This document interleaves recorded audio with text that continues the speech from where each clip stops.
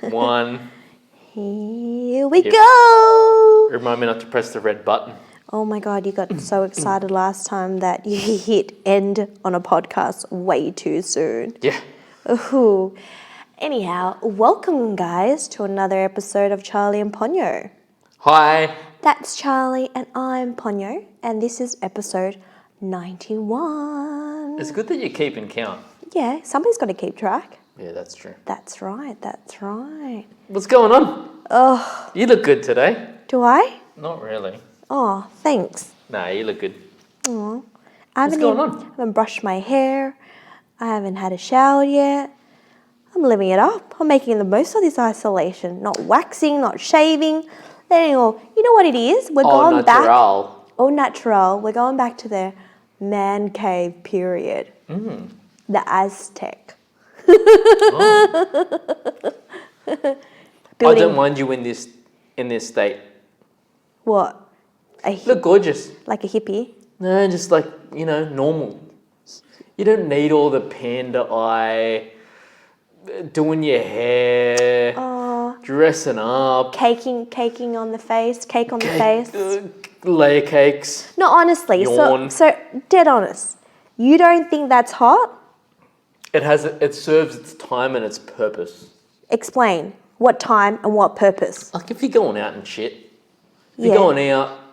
If you're going out and you're, not in the town, or if you're, if you on the prowl. On the prowl?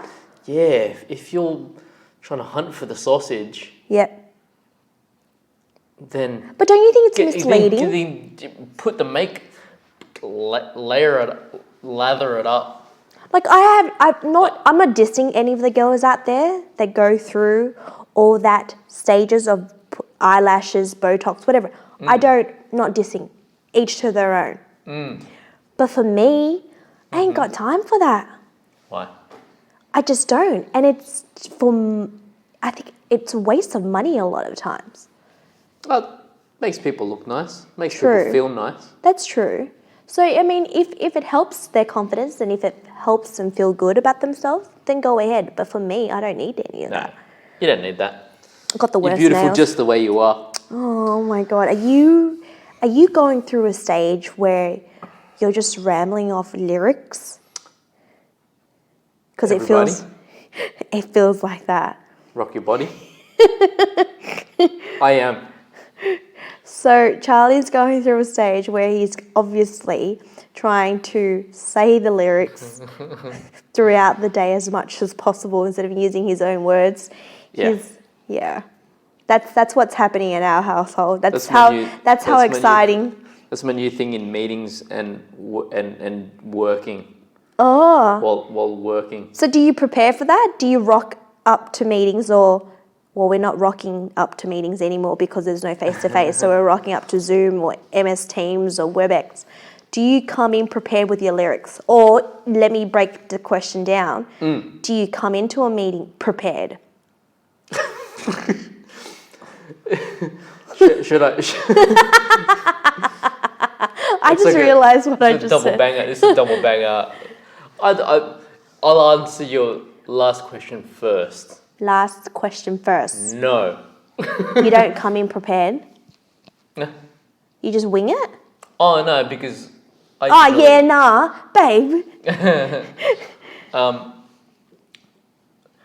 look at... Preparation is a mind state these days, so it doesn't really bother me. What? What do you mean? Preparation is a mind state. But preparation is the key for success. Plan to fail. It's for what? Is it Plan to fail, fail to plan. Yeah. So with any... You're saying my own podcast words back to me. Yeah, I am. I'm giving you a taste of your own medicine.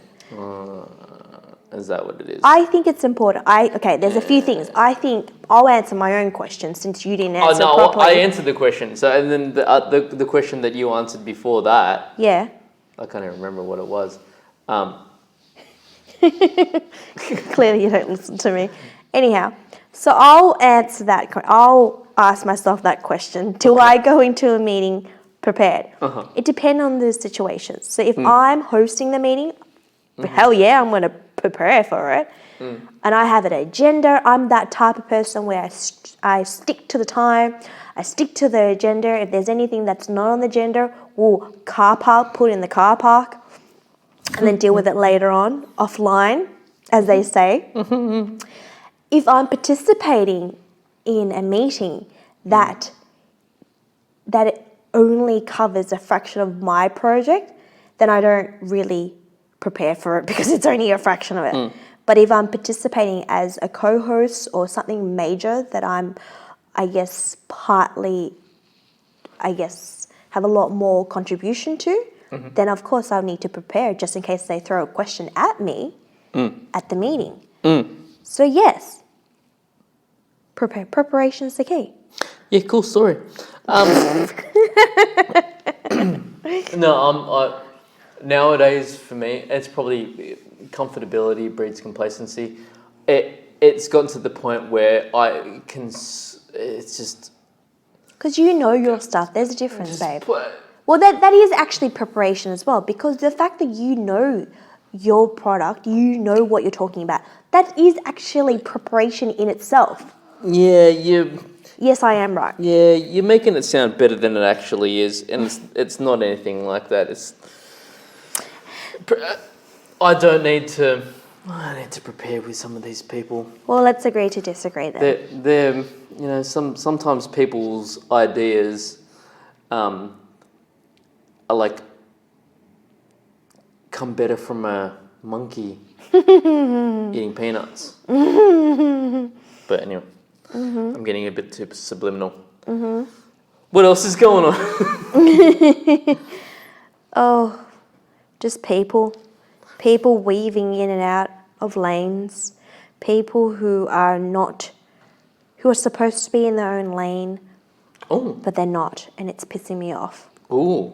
Yeah, it is Ponyo's venting time. Oh, okay. Go.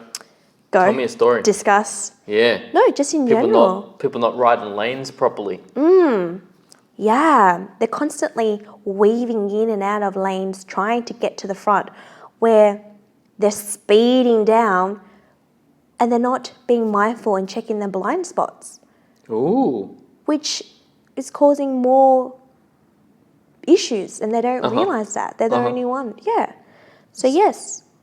So it's a metaphor, obviously. What I'm trying to get at is that people don't know what the fuck they're doing. no, they're so tunnel vision. And I know we've talked about this so many times before, but I can't help it.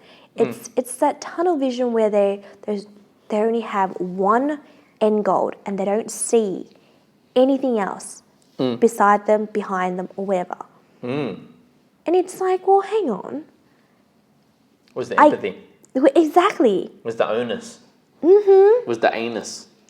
But where are you going to step back and realise you're not being humble at all what you're doing or what you're trying to achieve? Like, I get that you want to get to the end goal, but there's no way of shortcutting or speeding down because it takes time. Yeah, that's true. What did we say once upon a time? Like, the people that you step on the way up are the same people that you see on the way back down? Hell yeah. Anyhow. That goes on to the topic that I wanted to talk about. What's that? People not talking properly. What do you mean not talking properly? People not talking properly. Were they just I know we sound like dragging bunch the of words? idiots with the Australian accent.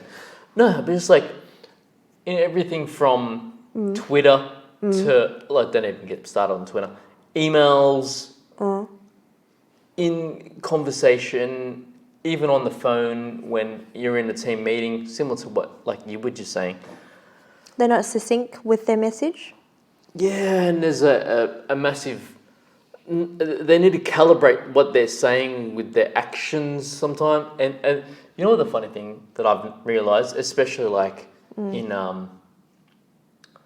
like video meetings, is like people aren't really good at hiding their body language. So it's different from face to face? Video conference for example? call. So you might, so as an example, you might have six people on the screen, Yeah. and you're talking, and you can focus in on just one person, and if you're asking them a question or you're giving them a statement, Yeah. and you just see how they react based off that. There's these things called like micro expressions. Have you ever heard about micro expression? No. It's the like little twinge of a eyebrow. It's the little tweak of a smile, or it's the little cough, or the little rub of the earlobe when a question gets asked, or like a statement gets made or something. Micro expressions. And what does the micro expression usually translate to? Oh, it speaks 1,000 words. For like what? Break it down for me. Oh, Now I'm very self-conscious in terms of myself when I'm on a video camera. so like when you pull a joke, Yeah. as an example, when you've got 6 other people on the screen, and then you've got a person that might laugh, and then they take the joke a little bit further. And then that's a shit example, actually. That is a very shit example. Yeah, sorry. No, but it's just like if you make a joke Yeah. at some poor idiot Expense. at their expense, Yeah. and someone laughs a little bit more, and or if they didn't even have to Yeah. laugh, Yeah. and there's just a little micro expression. So it might be a deadpan joke, doesn't land at all with the rest of the group, but you'll have one person that might just like do a little facial, like spastic twitch thing, where it's like a half a smile, or that's just an example. Yeah. Yeah. And it's that little micro Yeah. expression. Ah. I don't realise that. Okay. People have it, whether it's rolling of the eyes, whether it's a little smirk, or whether it's a little like a cough or a laugh. Like People have- sarcasm. but it depends on more what like- the content is and what people are talking about in the situation of it. See, that It- says a lot about that person as well. Oh, hell yeah. Because I know from personal experience with my video meetings, there's going to be nothing like that. We're straight to the point. Micro expressions. No, we're like normal face to face. You're not looking hard enough. I'm for them. going to pay more attention because I've got a few video meetings this week, so I'm going to pay more attention to other people. But it's usually at like the corners, or I don't know if you understand what I'm saying, but if it's at the corners of the edges of conversation or with social interaction. Well, that's something I'm going to pay attention to this week. There's you know what I mean? There's little interaction, there's edges when conversations ebb and flow. Do you know what I mean? So if you've got like 3 people and everyone's on a Monday and they're talking about, I just had like, how was your weekend? And everyone goes through the weekend, Yeah. and all 3 people talk. Yeah. There's all of a sudden a little cut and a flow. So after the last person talks, Yeah. there's that little silent dip. It's all fake. And it's like, and then it can either go 1-2 ways. You could keep on talking about the stuff that you guys are doing, or you can get into Work mode. yeah, Yeah, I see. probably go a couple of other ways. But you know what I mean? And Yeah. and there's micro. Oh. There's shit in there. Oh. But wouldn't it be the same face to face as well? Yeah, but Same thing but people usually have better poker faces. when they're face to face, but over the video. But because over a that, video, you can imagine that there's just like a little pinhole camera, and people get so disassociated yeah, from reality because there's no one face to face, so it's just like a little screen. So and you get a little bit- somewhat that screen is sort of like their protector, but really it's not because you can see everything. exactly, Ooh, deep. Wow, babe. Okay. micro expressions. Check it out. Funk soul brother. Anyway, what do you got? I've got something. What do you got? So, Sunday, let me paint the picture. It's windy, it's cold, and we're at home And with what? I've been a type of person that I see a lot of movies and I don't tend to remember it. However, this time you played a movie that is considered as a classic. Absolutely Oh, yeah? great movie. I don't even remember what you're talking about. I do. Let me break it down for you. Yeah. Sounds like you are. And then classic movie that Charlie was teaching Ponyo because, you know, you're trying to expand my movie horizon. And we ended up watching Being John Malkovich. Oh, yeah, that's right. So to all our dear listeners, yes, I'm very far behind. You're so late to the game. So late to the game. So for our dear listeners who have not seen Being John Malkovich, can I just say, please go find it at the local Blockbuster or your rental place or download it, whatever you need to do. But God damn it, it is such a twisted movie. So I learned from Charlie that the director of Being John Malkovich, Spike Jonze, is also the same director. Oh, no. It's not? Nah. Oh. He directed video clips for like Fatboy Slim. No way! Yeah. Wow. Because it's funny that you say that, because Fatboy Slim, that video clip, when you think about it, it's very clever. And like this movie, when you really break it down, each of the scenes is actually like a music video clip as well. It's very clever. Very clever movie. So twisted. There's so many, because I was laughing in some scenes and you're like, oh, you and I were both laughing, but in scenes that would not be funny to everyone. Yeah. I don't know what you call that. It's just each juxtaposition. Yeah. Yeah, it's like a black comedy because you laugh at when you shouldn't be laughing But I was laughing. We were both laughing. Yeah. Yeah. It's a great movie, and it's a classic. It's up there, and I cannot believe, I don't know where I've been for the past 35 years. Super excited. Rock. So, but I won't give it the story away if you have not seen it, but highly recommend. Go on Wikipedia, read about it. It's just, I could watch it again. It's just so clever. Cameron Diaz, she was the pin-up girl back in the 90s, right? With The Mask and what other movies she's been? Charlie's Angels, like the hot Cameron Diaz, right? Yeah. But for this particular character that she played in Being John Malkovich, she was the complete opposite. Yeah, she looked ratty. Ratty, her hair was over the place. She's an animal lover. She's a lesbo. Great movie, great casting. And what was the main character? John Cusack. Cusack, yeah. The He's a puppeteer. good actor. Good. Great actor. Yep, respect for him. Overall, great casting. And of course, it's a movie about John Malkovich, so he was in it as well. Bloody hell, man. I've always liked John Malkovich, but watching this movie on Sunday, I fell in love with him even more. Honestly, even more. I'm like, how can you not love John Malkovich? Far out. I would, He preaches to the choir. Can I just say, he can be my sugar daddy any day, John Malkovich. Love it, love it. And there's one particular scene where there's like everywhere he's looking, it's just John Malkovich in different character.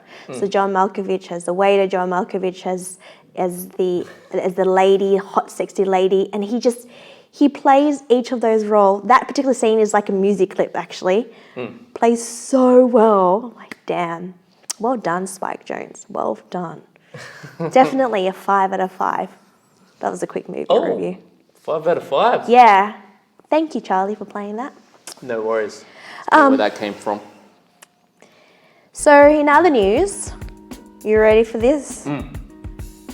Bitches, bow down because burger season has arrived. Ponyo's birthday month coming up. Woo, woo. Give it up. Any Virgos out there, to my dear listeners? We are in it together. No. Yes. Drop us a comment We're on YouTube. We're on iHeartRadio. We're on Apple Podcasts. Drop us a comment if you are a Virgo. That's right, Virgo season in the house. Okay, I'll shut up now. Anyhow, Please do. good track, Dave. Take care, everyone. Peace out. Have a good week.